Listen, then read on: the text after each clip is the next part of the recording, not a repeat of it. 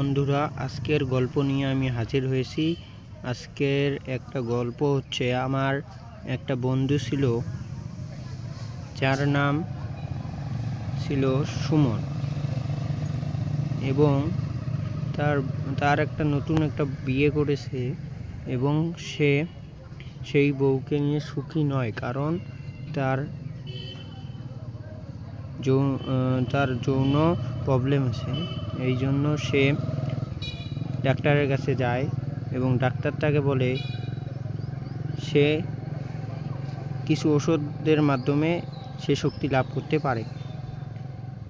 ডাক্তারের ওষুধ নিয়ে তারা তার বন্ধুর বাড়িতে যায় এবং যাওয়ার পরে তারা দাওয়াত খাওয়ার পরে বাড়ি ফিরতে চায়, কিন্তু তার বন্ধুরা বলে যে আজকে থেকে যাও।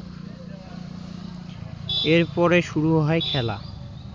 রাত যখন এসে গেল, সবাই খাওয়া দাওয়ার পরে সবাই শুয়ে পড়েছে এবং তার স্ত্রীর যৌবন জ্বালা সইতে না পেরে তার বন্ধুর কাছে চলে যায় এবং যার ফলে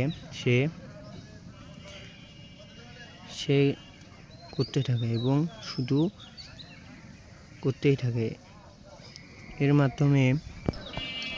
এর মাধ্যমে সে মাতৃসুখ লাভ করে। এবং এই গল্পটি থেকে আমরা এই শিক্ষা পাই যে